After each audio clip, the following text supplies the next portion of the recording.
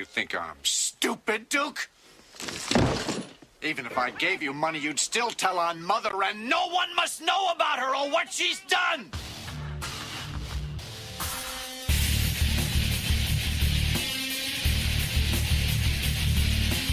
You're listening to the Skeleton Crew, radio at its scariest.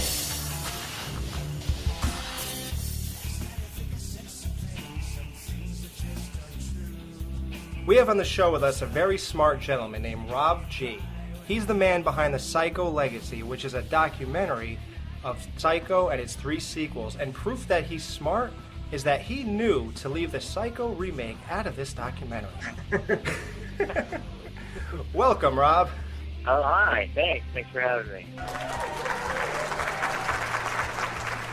We got the Psycho remake, 1998, starring Vince Vaughn and Anne Heche. Now, you see, this movie was kind of pointless because it was just basically shot, almost shot for shot. And when you try to imitate something, you're going to be directly compared to it. That's like one thing I ran into when I was expressing my dislike for the Halloween remake. It's that people were like, you have to separate it from the original, in order to like it. And my answer to them was, no, Rob Zombie had to separate it from the original and I would have liked it. Yeah. Rob Zombie fell short because he was in that whole tug-of-war battle with the Weinsteins, whether or not Halloween was going to be remade under his own vision or paying homage to the original. And the movie never really went one way or the other, so for that reason it fell flat. And the Psycho remake fell flat because the obvious reasons it was just creating a poor imitation. I think the only way to successfully remake a movie is to create a new vision while lightly referencing the original source material. You know what I mean? And that's not even a guaranteed success. You still have to be a good movie. Yeah. What are your overall thoughts on this, first of all, Mr. G? Well, I watched it when it came out. I remember around 98 when it was getting ready to come out, I was really, excited for it because there hadn't really been a Psycho film in a long time, and Perkins was at that point long gone. And, I liked everything that Gus Van Sant had did up until then. I thought Vince Vaughn was an interesting choice, but I didn't exactly see it. So I was like, all right, well, whatever. I'll give it the benefit of the doubt. I understand the need to remake stuff, but it's kind of like the point you were trying to make before about Rob Zombie. Rob Zombie, I think, works for the first half because it's completely his own thing. Right. I think where that one struggles is the second half because the second half tries to be the John Carpenter movie. And, love it or hate it, at least Halloween 2, Rob Zombie's Halloween 2, at least it's a Rob Zombie movie through and through and not trying to remake, an element of one of the, movies. The Psycho, it's interesting in theory. I was excited about it at the time, and the theory completely failed. There's, because it's like all the stuff I heard leading up to the release was intriguing. One aspect was I heard that it was going to be shot for shot. Then I heard a rumor that it was going to be shot for shot up until the shower scene, and then from the shower scene on, it was going to go in a radical new direction. Mm-hmm. And then I thought that was kind of interesting. Like, if they do that, that's kind of cool, because then you'll feel like you're watching the same movie, but then they'll go into new territory. And then the other argument was, well, people do plays all the time using the same scripts and new actors. So what's the difference between, trying to put on a stage show and remaking a movie like this? Like, can it be done?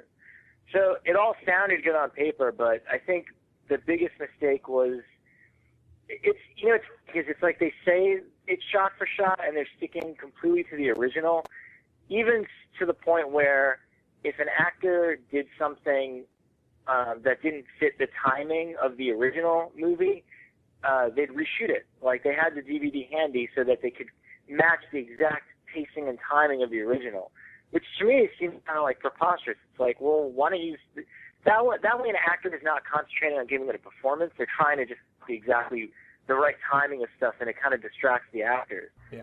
So I don't understand why they went into this like meticulous detail to recreate everything, yet they made some of the craziest changes, like the new house, which I don't know why. Like, it's like, hey, let's give them a new house that looks nothing like the original. Norman Bates should, masturbate before he kills people and see clips from Nine Inch Nails videos or something. None of that ever made any sense to me. It's like if you're going to make a change, go the full 9 and explain it. And if you're going to stay to the original, then stay to the original and don't add these weird asinine things to it. Right. So it's just weird. I don't know exactly what they were trying to do with that. And at the end of the day, it doesn't really matter. It doesn't work and it just doesn't work. It's like if they completely updated it and redid it, I'd be kind of okay with all right, well, this is a different take. Right. But the other thing is, a script from 1960 doesn't play the same way in 1998. It's like some of that stuff is kind of corny now in retrospect. Yeah. It's of its time, but in 98 it's a little corny. Exactly what you said. Why make certain changes if you're not going to even update the script to how people talk? For example, one scene I thought was really weird that they added in was Lila Loomis saying, "Let me go get my Walkman." Yeah. Yeah. Why make a Walkman reference if the rest of the time they're going to say words that people haven't said in 40 years? Yeah. All the decisions they made on it just seem very odd. I don't get them. They made the oddest decisions. Like you said, man, they changed certain aspects of it. Like I noticed, the way how much the car was and stuff like that, and they kept a lot of the same. But if they're trying to play it as 98, which they do in the beginning, they say it's 1998, and you're using the same dialogue, that they did back then, it just doesn't gel. It just doesn't go well. I think the most successful remakes are the ones where, like I said, they touch lightly on the source material. For example, I know a lot of people hate this, and this is probably a bad example, but House of Wax, I really liked it, but that's just my personal opinion. But the thing that's even better about it is that they didn't just recreate the Vincent Price, which is also a remake, but it's cool that they just took something loose, House of Wax, okay, and that's it. That's what you got to do with stuff like this. You could have done so much with Norman Bates. Let's start off with the positives. I do believe the camera was in focus. Okay, we're done. Now let's get to the bashing. No. No. Okay, let's go with a couple positives. The one thing that they did a little bit better than the original was when Norman hit Sam in the face with a golf club. That was probably the only scene that was like, wow, that was pretty badass. And the sound effect was better. Yeah, it was better, and it was better than that weird. It was better than that weird thing Norman hit. I forgot what he even hit him, like a tin can or something. I don't even. Yeah. I don't even know what he hit him with. But Mike, what are your biggest problems with this movie? Why didn't this work? Besides what we already mentioned. I did not like the masturbation before he killed Marion Crane, and I really didn't like. And I talked to you about this, earlier today, Alex, when I said before he goes down after he killed Marion to clean it up, and he's walking out of the house and he's like, blood, blood, blood, blood, blood. Like it's like a dance number or something, and I don't get that. I hate that.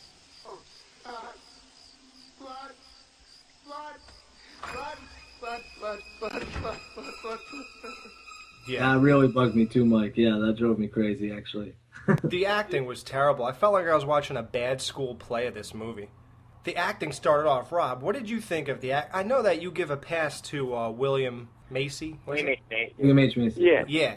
Now, yeah, well, he's the only actor that doesn't seem like he's distracted by the whole timing of, trying to get the timing right of how the original actors performed it. So, and he's just a really good actor. You could give him something like, all right, I need you to, execute this paragraph of dialogue in 2 minutes, that's it. And he's the type of actor to pull it off. So he was really good. But yeah, even Vince Vaughn, I would have been curious if he was able to kind of left his own devices to do his own version of Norman Bates. But it seems like they were all really, kind of like put in a box to just copy exactly what had done before. right. I honestly, I'm trying to think of positives. I guess getting Danny Elfman to redo the score in 5.1. That was is good. a positive. Yeah, that was good. Is that? When I went to see it in theaters, I was just so disappointed because the thing is, when you watch the original movie, you don't know the twist.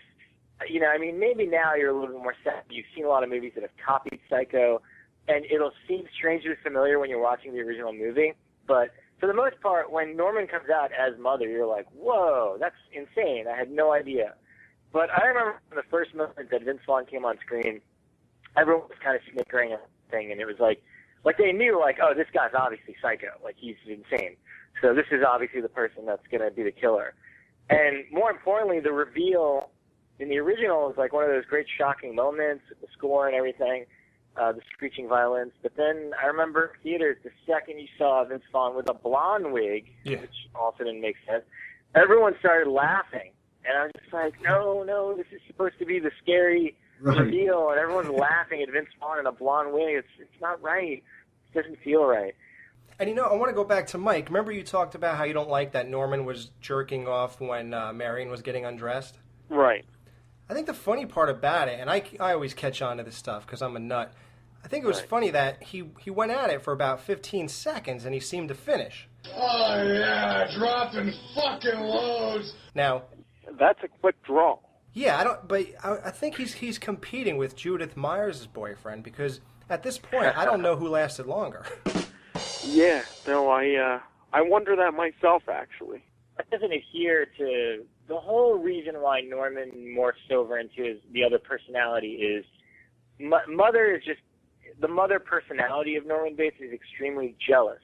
So the point is, as soon as he even remotely gets attracted to another woman, he turns into Mother. So he wouldn't even have a chance to masturbate. It's that, like in the original, he sees her kind of naked, and then he goes to the room, and then he becomes Mother because Mother becomes insanely jealous of it.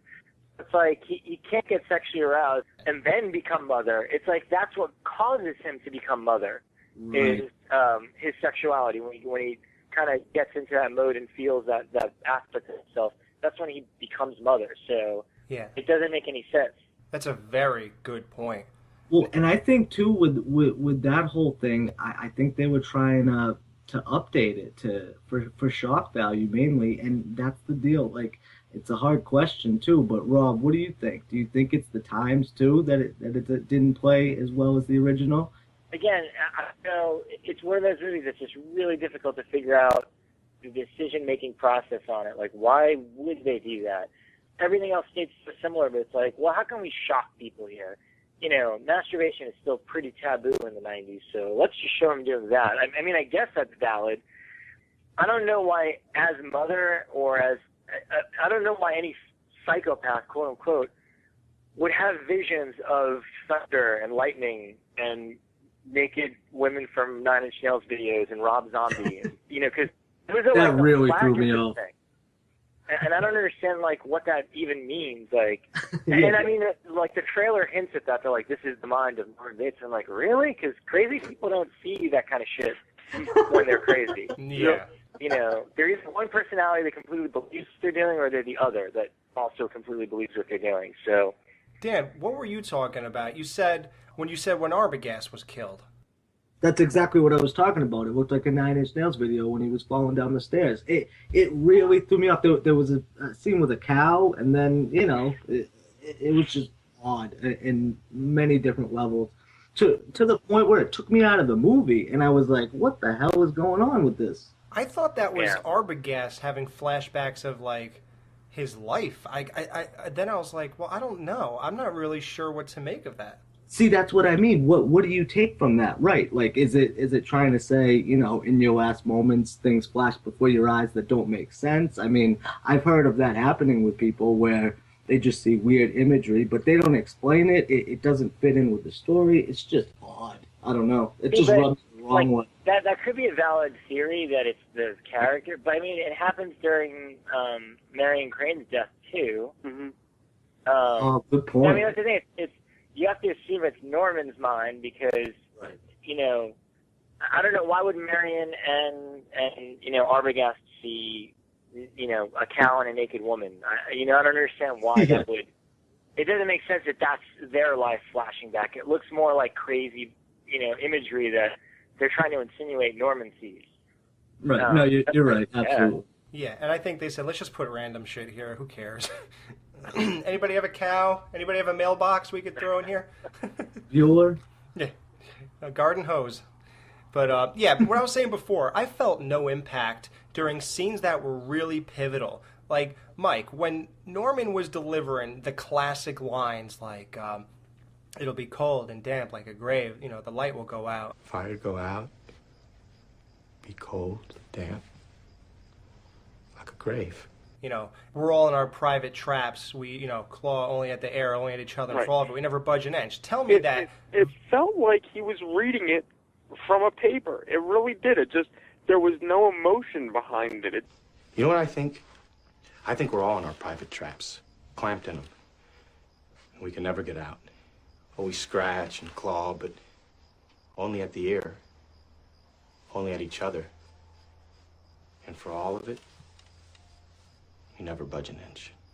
The only person that I felt exhibited any sort of emotion in the film was William H. Macy. Other than that, they were all just flat. They didn't... There was nothing. Wouldn't it be better if you put her someplace? You mean an institution? A madhouse?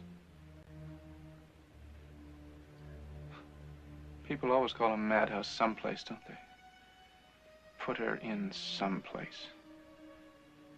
I'm sorry. I didn't mean it to sound uncaring. What do you know about caring? Have you ever seen the inside of one of those places? The laughing and the tears, and the cruel eyes studying you. My mother there?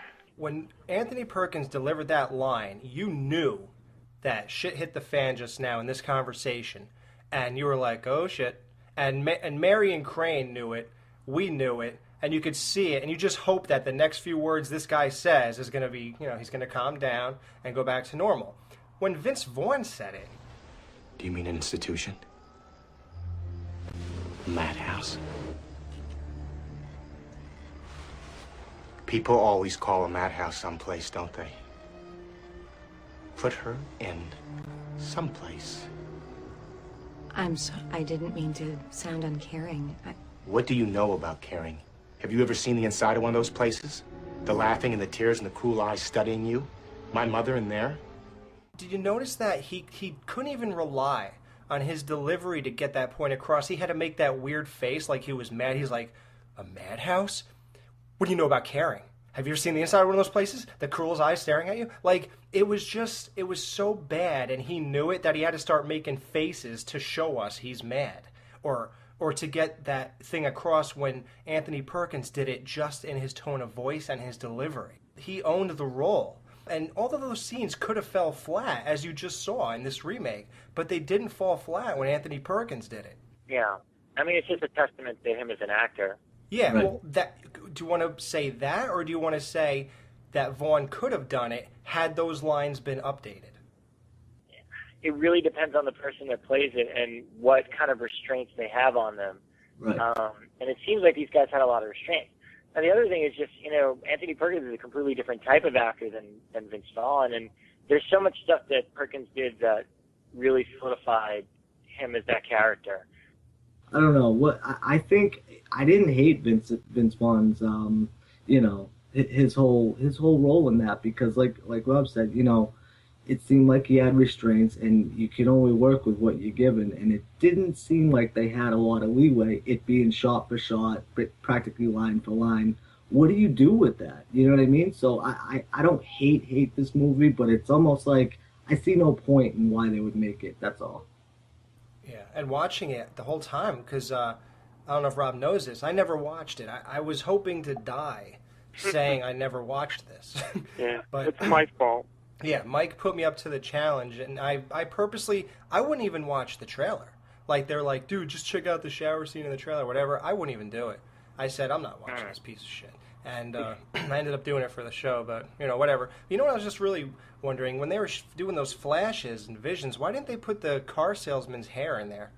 Wouldn't that have been the scariest thing they could have shown? Yeah, would have been good. Was that not scary or Quite what? possibly. Yeah. Back to William H. Macy. I disagree with Rob and Mike, because to me, he just didn't have that face that made you go, oh shit, this guy's going to ruin my life. Like, For real? He didn't have the intimidation factor.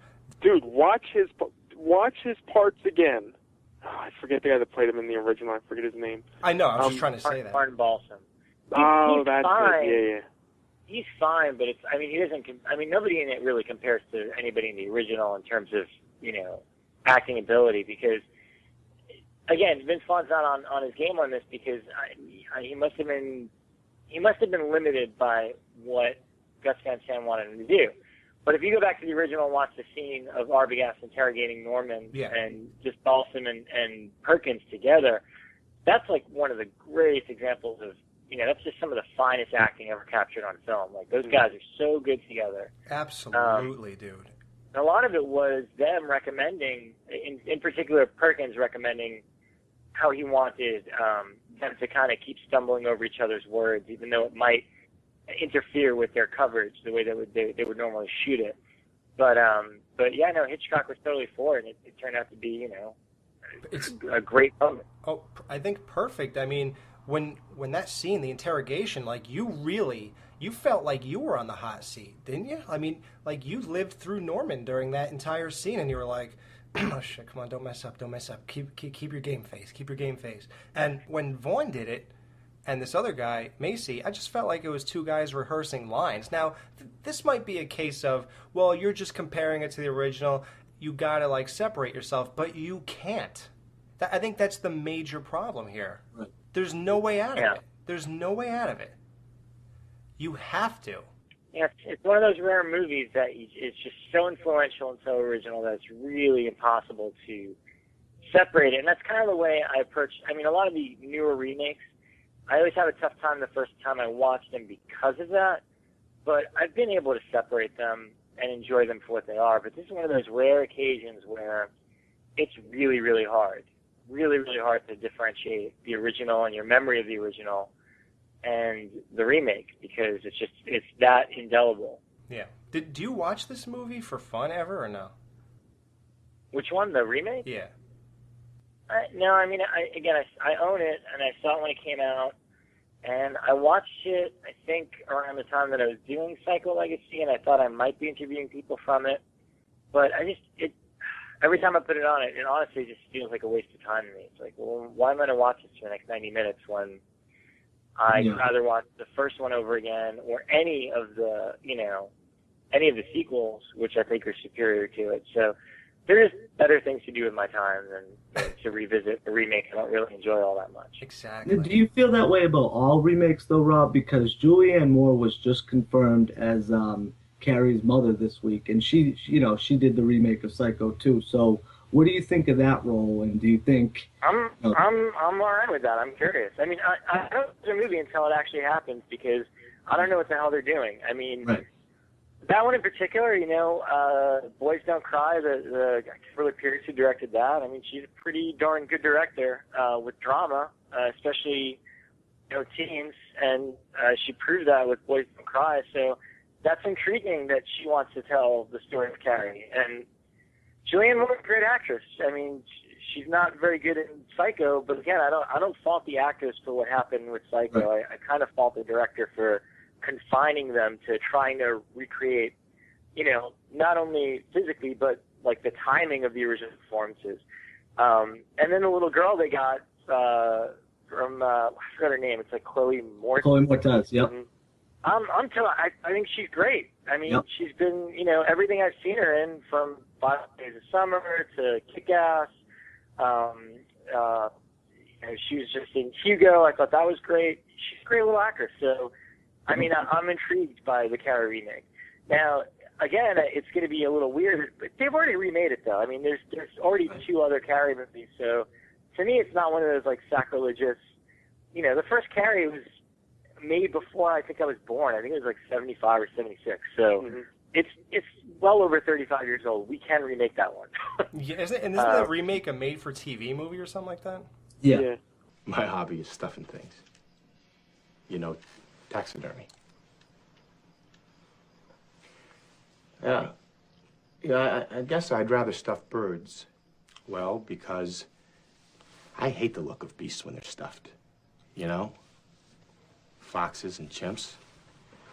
Some people even stuff dogs and cats. I couldn't do that. I think only birds look well stuffed because they're kind of passive to begin with. I don't know. Just things like the Bates Motel sign I thought was terrible. Oh well, yeah, that. Oh, you know what? The motel itself was terrible. The motel, the house, but we talked about the house. Well, yeah, Rob we talked about that. On the house, but the house was horrible. The motel was horrible. Vince Vaughn's fake laughing was terrible. The actors who played Mr. Lowry and Cassidy, the two guys in the bank, absolutely terrible. How can you not even play a jerk correctly? I don't get it. You know, like while I was watching this, just like Rob, I just wanted to turn it off and watch Psycho 3, dude. I really, and you know, the movie was an insult to the music, in my opinion, and they didn't even hit the cues right. Even when the Norman killed Marion in the shower, wasn't the music cue off there? I mean, that's impossible to recreate. I can't imagine how. I know they were trying to go shot for shot, but the music was off. It's one of those magical. Yeah, I mean the music, but then again, it's like it's got to be a couple seconds off just because they they threw in those weird random shots. Right. Those, stuff. So right there, you're going to throw it off. It's not going to match the original cue. Yeah. But I mean, like that would have been impossible to try to recreate anyway. Exactly. No matter how many storyboards you put aside for it, because it's one of those magical moments in movies that just I can't. I don't even know if Hitchcock could have redone it. Yeah. You know, as I sat there, it just dawned on me that I wonder who I would be today if that was my first introduction to Norman Bates. That's all I wonder, because it was that bad. But either way. Rob, what's your favorite Psycho movie out of the franchise? What's my favorite? Well, that's a tough question. I kind of love them all for my own reasons, which is why I even made a documentary about all of them. Right. The original is a classic, so that's obviously the best movie. But I don't know. I tend to go back and forth between 2 and 3. Yes. 2 is great. 2 is a great sequel. I'm not crazy about the ending. It's a great ending and it's fun. But then I kind of have a weird soft spot for 3, which I know is one of the least liked by fans, or maybe the younger fans seem to like it a lot. But I don't know. 3 seems like fun through Norman's eyes, and that was always intriguing to me growing up. And it had a little bit of extra speed in it. 3 is usually the one I'll go to watch. So wow. I'll say 3, just a tiny bit over 2. Mike, you know how happy that makes me, right? I know. Like, if somebody never saw any of the sequels, I'd immediately show them part 2. They'd be like, oh, well, you have to see 2. Right. Well, here's the thing I want to talk to you about now, Rob.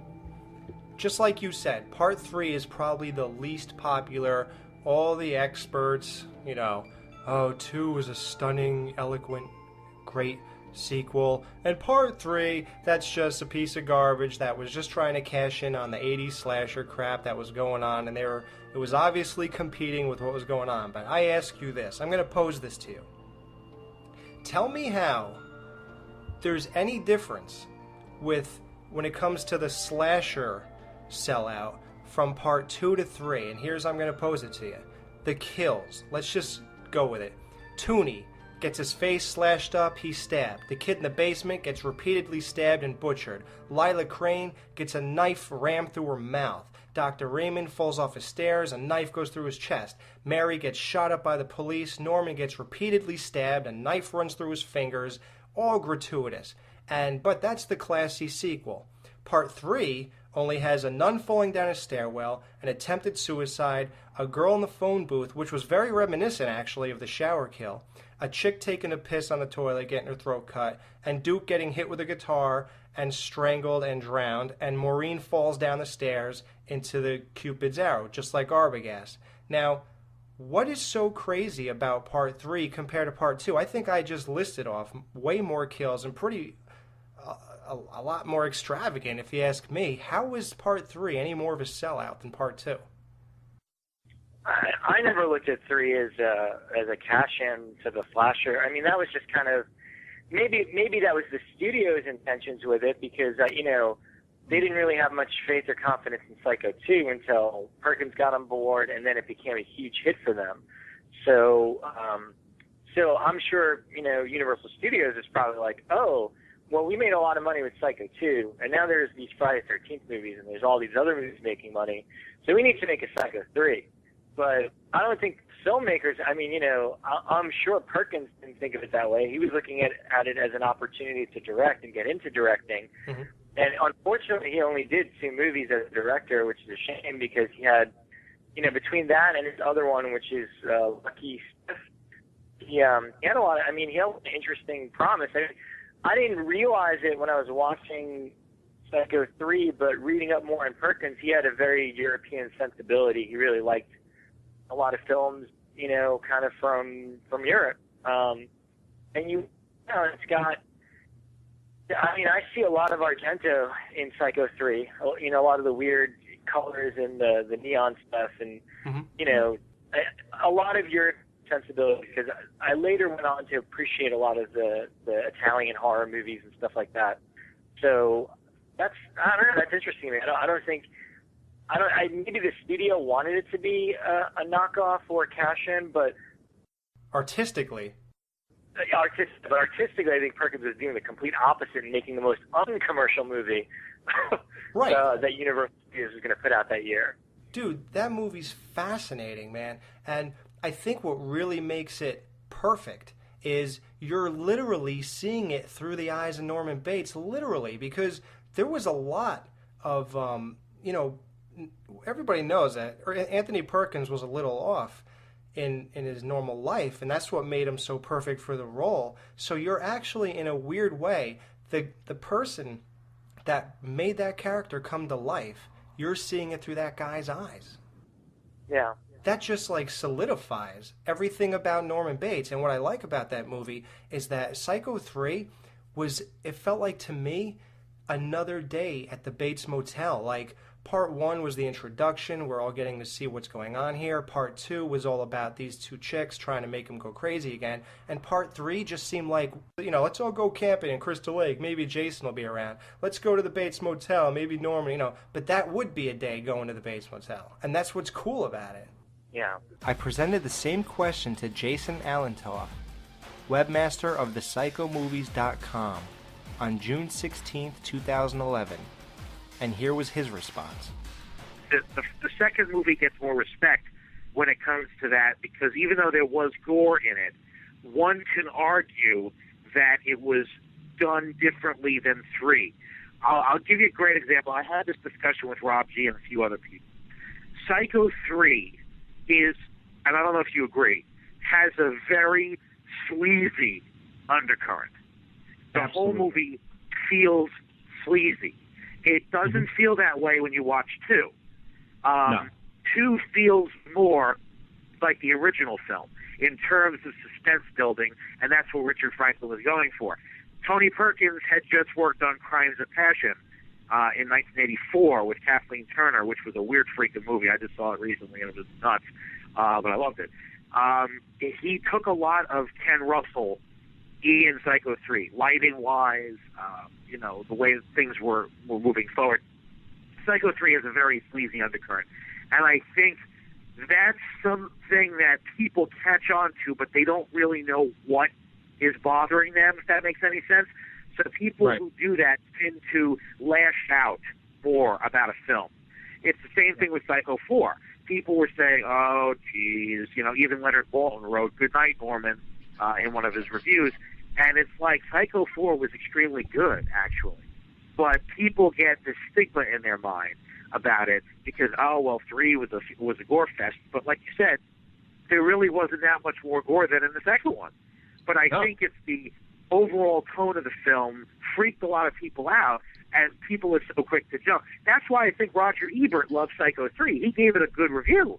He was really? actually shocked. Yeah, if you read Roger Ebert's review of Psycho 3, he liked it better than 2. He said Perkins' direction was fantastic. It was a good, moving forward story. He would have changed this, and this, but otherwise it was really a good suspense thriller. And I agree, but I think the sleaziness of it and that little undercurrent and even the nudity that's thrown in 3 for no reason is one of those factors that make people cringe a little bit. And that's why people are so quick to jump on saying it's horrible. But I think Psycho 3 had some great moments in it. I just think it's sad that Psycho movies are never viewed as highly as Friday the 13th, Halloween, or Nightmare on Elm Street movies. Why do you think that is? It's the popularity of each of those franchises. Because I mean, I don't think the Friday the 13th movies are. I don't think they're viewed as better than better than the Psycho ones. It's like it's apples and oranges. They both do completely different types of things. The difference is that Friday the 13th instantly was putting out a movie every year for pretty much the entirety of the 80s. Yeah. And that kind of, we all grew up on those. So Jason was kind of always there. And, every couple of years, Jason X, Freddy versus Jason, Friday the 13th, the remake. Once Perkins died, that was kind of the last. I'm sure if Perkins had lived, they would have made a Psycho 5 and a Psycho 6. They definitely would have continued. But he died so shortly after the fourth one that it was kind of like, well, how can we possibly do another movie without him? He was kind of the glue of it. Yeah. So, I mean, I think it's just once a franchise kind of falls out of the public's subconscious, it just kind of loses popularity because there's always new generations of fans kind of popping up. And that's the thing. It's like, I'm sure there's a ton of kids that when Friday the 13th, the remake came out, had probably never seen a lot of the originals, but they saw the remake, loved it, and then they went back and found all the other stuff. So, I mean, that's the thing. There's no new Psycho movie. It's like the remake killed the franchise as dead as possible. Yeah. And that was, almost 14, 15 years ago at this point. So, I mean, that's the exciting thing about at least this Hitchcock movie that's coming out is hopefully it'll kind of just bring Psycho back into the public eye. Yeah. And, hopefully people will be reinterested in it again. Well, if Psycho were to be remade again, who would you, well, Mike, let's go with you. Who would you pick to play Norman Bates this time around if Psycho were to be remade? Well, if I can't have Anthony Perkins, which sadly, obviously we can't, I would definitely go with Joseph Gordon-Levitt. I think he could do it justice. What about you, Rob? Have you ever given this thought? Andrew Garfield, through and through. But, he's doing Spider-Man now, so I don't think he's ever going to come back to doing any other type of movie. But that was one of those things I talked to him about. Was like, man, if they ever redid Psycho or anything like that, or even a buy-up on Perkins, you are the guy to do it because you definitely look just like him and could pull it off.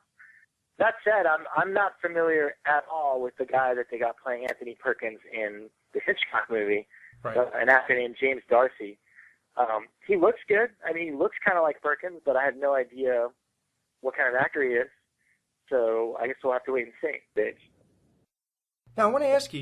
You released the Psycho Legacy, which is, like I said, a documentary on all 4 Psycho movies. You released this on October 19th, 2010. How did it go?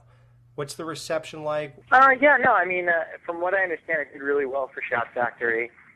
And even now, 2 years later, we're still trying to get it out into other parts of the world.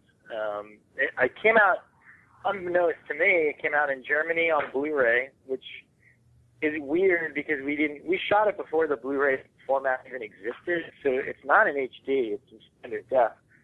So I don't know how they managed to release an HD version of it when it doesn't exist. And we're trying to get it hopefully on TV somewhere by October this year, like for this Halloween. And I'm sure, again, the new movie, which I think is just called Hitchcock now, will hopefully draw a lot of attention to it and kind of keep bringing fans back to that original franchise. I mean, as far as my part in it, like, mission accomplished. I did what I wanted to do, which was just remember and honor those movies and turn people back onto them. I still get people all the time like, oh, there's a Psycho 2 and 3, I didn't even know. And then I force my movie on them, and then they pick it up, and they go and buy it. Ironically enough, earlier today, my buddy A.J. Bowen, who's a fine actor in several movies the last 2 years, he texted me this morning saying, hey man, was just taking a break, watched Psycho Legacy, and I ran to Amoeba to buy Psycho 2, 3, and 4. Awesome. So it's nice to know that people, even friends of mine, like, still see my doc and are like, you know what, I should own those movies.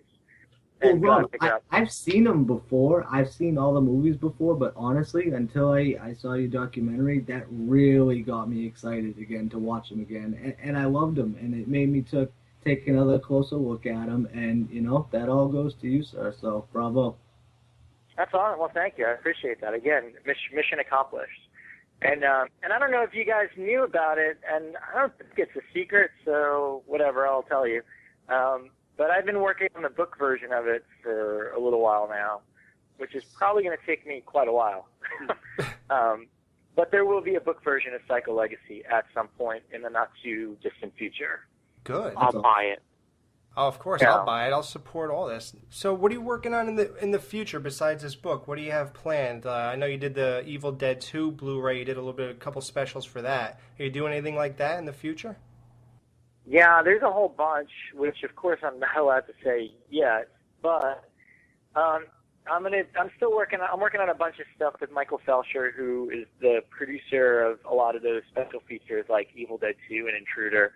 And he just got a slew of projects for the rest of the year that we're working on, and we've already started doing some of the interviews for one of them, which I think you guys are going to really, really flip about. And I already moderated one of the commentaries. The commentary was a dream true, and again, I can't say what it is, but the second you hear it, you'll be like, oh, that's pretty cool. So there's a bunch of stuff that you can expect from Red Shirt Pictures on some classic horror titles that are going to be re-debuting on DVD and Blu-ray. And besides that, I mean, the Psycho Legacy book is taking up a lot of my time. It's going to be different than what the documentary was because I want them both to complement each other. I don't want anybody to feel like they're buying the same thing twice because it's totally not going to be that. But it's going to be along the lines of the Crystal Lake Memories book, which is like this nice hardcover like coffee table book that featured all the interviews completely unedited and uncut. And the nice thing about the Psycho Legacy book is I've been able to go back and get newer interviews of people that weren't in the movie because, obviously with the movie I had to physically meet them to shoot the interview, but if you're doing a book, you could just get them on the phone for a few minutes. So I've already spoken to Dennis Franz from Psycho 2, and I got a new interview with him about Psycho 2 exclusively for the book. And, so I mean, the book is the main thing, and, we'll see. We'll see what else is in store. There's always some fun stuff with Drew Daywalt, but I don't know exactly what we're doing next yet. He's got his own stuff going on. Great. Well, thanks so much, man, for coming on the show and helping us with this Psycho 1960 versus Psycho 1998 battle. Of course, my pleasure. Thanks for having me. Be sure to pick up Rob Galluzzo's The Psycho Legacy, available at Amazon.com. A complete documentary of all 4 Psycho movies. This is Alex. For Mike and Dan, we hope you enjoyed the Psycho 1960 versus Psycho 1998 battle. We'll see you next week in Cabin 1. So I don't have the guts, huh? Liked it. Yeah.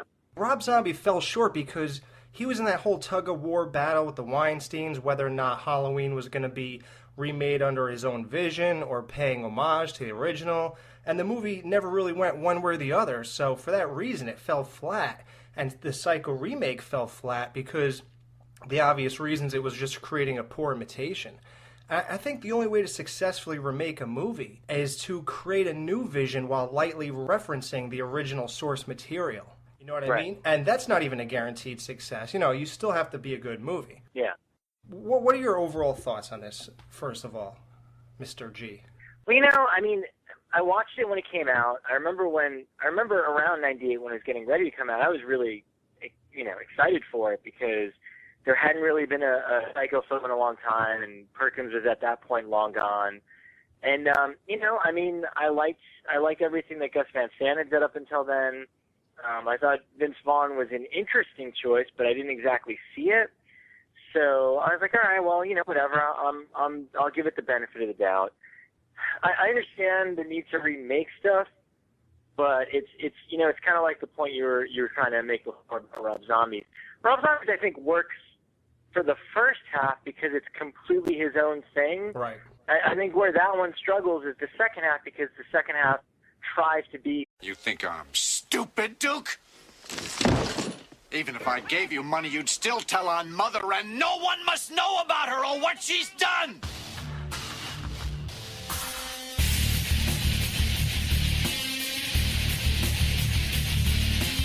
You're listening to the Skeleton Crew, radio at its scariest.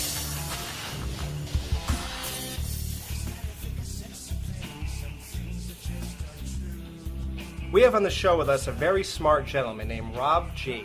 He's the man behind the Psycho Legacy, which is a documentary of Psycho and its 3 sequels. And proof that he's smart is that he knew to leave the Psycho remake out of this documentary.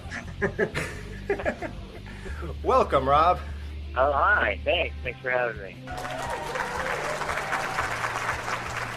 We got the Psycho remake, 1998, starring Vince Vaughn and Anne Heche. Now, you see, this movie was kind of pointless because it was just basically shot almost shot for shot. And when you try to imitate something, you're gonna be directly compared to it. That's like one thing I ran into when I was expressing my dislike for the Halloween remake. It's that people were like, you have to separate it from the original, in order to like it. And my answer to them was, no, Rob Zombie had to separate it from the original, and I would have liked the John Carpenter movie. And, love it or hate it, at least Halloween 2, Rob Zombie's Halloween 2, at least it's a Rob Zombie movie through and through and not trying to remake, an element of one of the, movies. The Psycho, it's interesting in theory. I was excited about it at the time, and the theory completely failed. There's, because it's like all the stuff I heard leading up to the release was intriguing. One aspect was I heard that it was going to be shot for shot. Then I heard a rumor that it was going to be shot for shot up until the shower scene, and then from the shower scene on, it was going to go in a radical new direction. Mm-hmm. And then I thought that was kind of interesting. Like, oh, if they do that, that's kind of cool, because then you'll feel like you're watching the same movie, but then they'll go into new territory. And then the other argument was, well, people do plays all the time using the same scripts and new actors. So what's the difference between, trying to put on a stage show and remaking a movie like this? Like, can it be done? So it all sounded good on paper, but I think the biggest mistake was it's like they say it's shot for shot and they're sticking completely to the original, even to the point where if an actor did something that didn't fit the timing of the original movie, they'd reshoot it. Like, they had the DVD handy so that they could match the exact pacing and timing of the original, which to me seems kind of like preposterous. It's like, well, why don't you use that way an actor is not concentrating on giving it a performance. They're trying to just do exactly the right timing of stuff, and it kind of distracts the actors. Yeah. So I don't understand why they went into this like meticulous detail to recreate everything, yet they made some of the craziest changes, like the new house, which I don't know why. Like, it's like, hey, let's give him a new house that looks nothing like the original. Norman Bates should, masturbate before he kills people and see clips from Nine Inch Nails videos or something. None of that ever made any sense to me. It's like, if you're going to make a change, go the full 9 and explain it. And if you're going to stay to the original, then stay to the original and don't add these weird asinine things to it. Right. So it's just weird. I don't know exactly what they were trying to do with that. And at the end of the day, it doesn't really matter. It doesn't work and it just doesn't work. It's like, if they completely updated it and redid it, I'd be kind of okay with like, all right, well, this is a different take. Right. But the other thing is, a script from 1960 doesn't play the same way in 1998. It's like some of that stuff is kind of corny now in retrospect. Yeah. It's of its time, but in 98, it's a little corny. Exactly what you said. Why make certain changes if you're not going to even update the script to how people talk? For example, one scene I thought was really weird that they added in was Lila Loomis saying, "Let me go get my Walkman." Yeah. Yeah. Why make a Walkman reference if the rest of the time they're going to say words that people haven't said in 40 years? Yeah. All the decisions they made on it just seem very odd. I don't get them. They made the oddest decisions. Like you said, man, they changed certain aspects of it. Like, I noticed, the way, how much the car was and stuff like that. And they kept a lot of the same, but if they're trying to play it as 98, which they do in the beginning, they say it's 1998, and you're using the same dialogue, that they did back then, it just doesn't gel. It just doesn't go well. I think the most successful remakes are the ones where, like I said, they touch lightly on the source material. For example, I know a lot of people hate this, and this is probably a bad example, but House of Wax, I really liked it, but that's just my personal opinion. But the thing that's even better about it is that they didn't just recreate the Vincent Price, which is also a remake, but it's cool that they just took something loose, House of Wax, okay, and that's it. That's what you got to do with stuff like this. You could have done so much with Norman Bates. Let's start off with the positives. I do believe the camera was in focus. Okay, we're done. Now let's get to the bashing. No. No. Okay.